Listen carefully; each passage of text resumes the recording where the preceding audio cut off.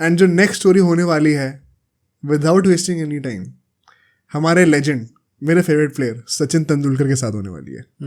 और इनके साथ भी जो केस होता है वो होता है फिर से इंग्लैंड के अंदर। जब इंडिया जाती है इंग्लैंड को टूर करने के लिए, ओडीआईज वगैरह भी वहाँ पे खेले जाते हैं, लंबी सीरीज थी, अर्ली 2000s की बात थी।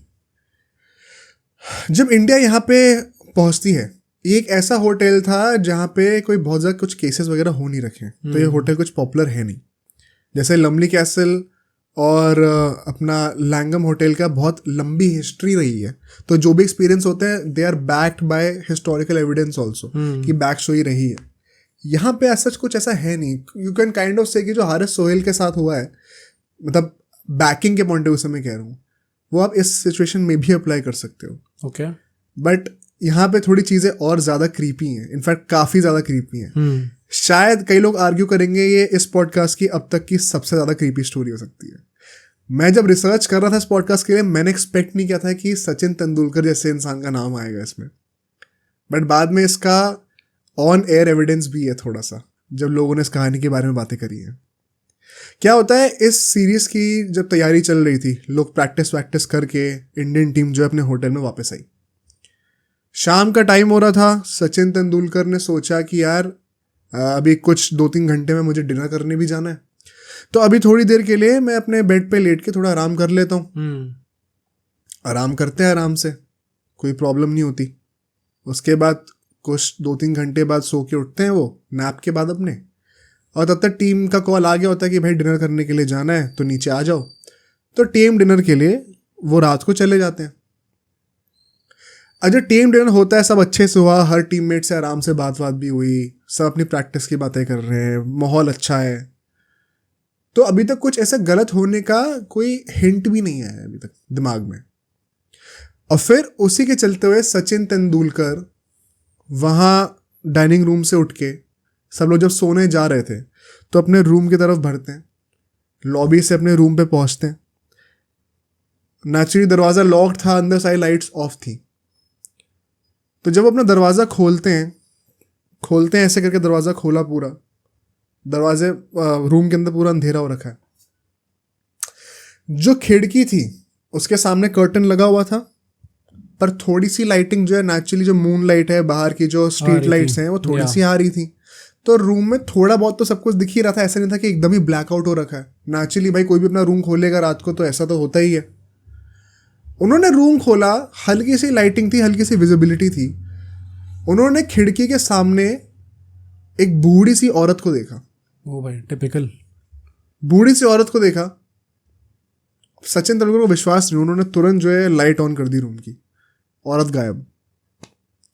अब सचिन को लगा भाई बहुत प्रैक्टिस कर ली है, हो सकता है मैं नींद में थोड़ा सा डिप्राइव्ड भी हूँ, आराम से जाके सोता हूँ, ये शायद मेरा वहम होगा दिमाग का, इतना दिमाग इसमें लगाना ही नहीं है, मुझे अभी अपने क्रिकेट पे फोकस करना है। और वो 1-2 घंटा और रूम में रहते हैं, मतलब डिनर टाइम के बाद, जो कि 1-2 घंटा अपना खुद का पर्सनल टाइम होता होगा, टीवी भी देखा होगा अपना आराम से। उस टाइम पे उनको कोई फिर से दोबारा प्रेजेंस फील नहीं हुई। होते होते धीरे धीरे उनका सोने का टाइम हो गया। अब सचिन तेंदुलकर के लिए हम सब जानते हैं कितना डिसिप्लिन रहे हैं वो, तो टाइम के पक्के हैं, जिस टाइम पे सोना है।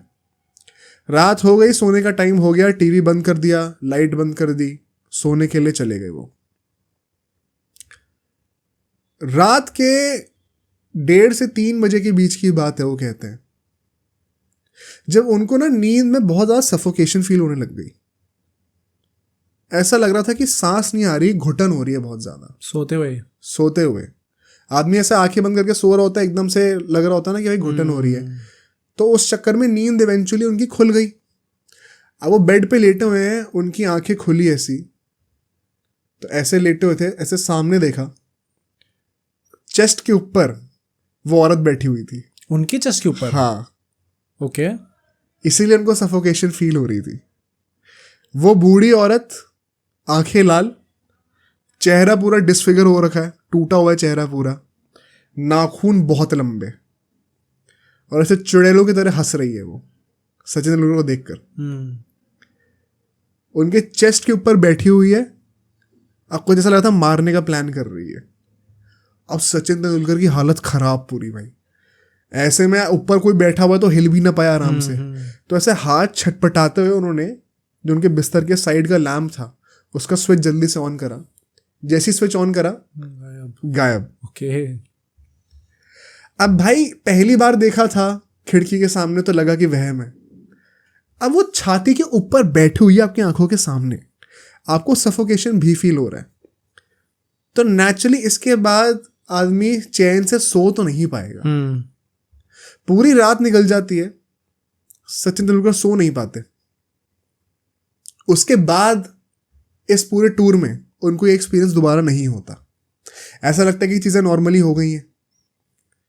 But the twist here is 2019 में जब वर्ल्ड कप चल रहा था क्रिकेट का, श्रीलंका और साउथ अफ्रीका का मैच था और इरफान पठान जो है वो कमेंट्री कर रहे थे उस टाइम पे। आई थिंक स्टार स्पोर्ट्स थी या जो भी थी उस टाइम पे जो होस्ट कर रही थी वर्ल्ड कप को टीवी पर। और ये जो उनकी कमेंट्री का पार्ट है ये यूट्यूब पे अवेलेबल है, मैंने सुना है खुद। उसमें वो ये कहानी बता रहे थे और इस कहानी के एंड में वो एक और डिटेल ऐड करते हैं कि उस रात को जब सचिन के साथ ये सब हुआ था और जब वो अगले दिन सो के उठे तो उनको ना चेस्ट पे बहुत ज़्यादा ऐसे जलन सी मच रही थी, दर्द हो रहा था, जलन मच रही थी। तो वो सो के उठे, ऐसे बर्निंग सा सेंसेशन फील हो रहा है। उन्होंने अपनी टी शर्ट उतारी और मिरर के सामने गए तो खरोचे आ रही थी चेस्ट के ऊपर और नील पड़े हुए थे। ओके। इसका क्या मतलब है? नाखून भाई वो नाखून बड़े बड़े थे, छील रखा है, ऐसे खरोच के निशान है, नील पड़े हुए हैं। इट वाज नॉट इंग्लैंड भाई, वहम नहीं है मतलब फिर नहीं है।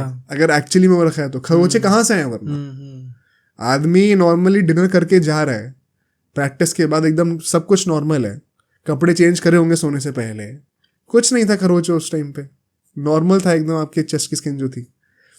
सो के उठे अगले दिन रात को ये सब एक्सपीरियंस हुआ तो आपको दिख रहा है कि कोई बैठा होगा, इसलिए नील भी पड़े हुए हैं और खरोचे भी आ रखी हैं। प्रूफ है उस चीज का, प्रूफ है उस चीज का। इरफान पठान ने ये चीज ऑन एयर कही है, इसको आप जाके खुद यूट्यूब पे देख सकते हो। मुझे नहीं लगता कि अभी तक हमने जितनी भी स्टोरीज डिस्कस करी है उसमें इससे ज्यादा creepy story plus with evidence शायद हुई अभी तक। आई थिंक एग्जैक्टली, मतलब ये अगर फिजिकली पूरा हार्म करा गया बॉडी को तो वो क्लियर एविडेंस है कि कुछ ना कुछ तो हुआ ही था। एंड जो स्टोरी है प्लस जो चोट लगी है वो दोनों मैच भी कर रही है। एग्जैक्टली।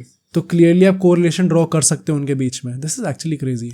मतलब वो जो नाखून की डिटेल थी ना, मैंने इसीलिए इस पर स्पेसिफाई करा था क्योंकि जब आदमी को ऐसा दिख रहा है अपनी नींद से उठकर कि कोई बैठा हुआ है बड़े नाखून के साथ और उन्हीं नाखून से खरोचा जा रहा है बाद में, तो बहुत ईजी है कोरिलेशन बनाना। अब जो लोग डाउट करने वाले हैं वो शायद ये कहेंगे कि वो हमेशा करेंगे ही करेंगे कि एक्चुअली में पहले हो गया होगा और फिर आपके दिमाग ट्रिक्स प्ले कर रहा होगा कि आपको ऐसे एक एक्सप्लेनेशन मिल गया इस चोट के पीछे का।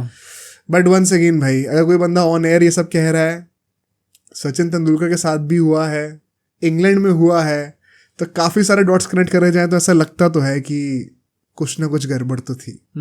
But let's move on to the next story. अब सोचो अगर एक क्लिप इतनी बढ़िया थी तो पूरा का पूरा पॉडकास्ट कितना बढ़िया होगा। तो अगर आपको इसी क्लिप का पूरा पॉडकास्ट देखना है तो यहाँ पे क्लिक करिए, और अगर आपको ऐसे ही और क्लिप्स बिंज वॉच करनी है तो यहाँ पे क्लिक करिए।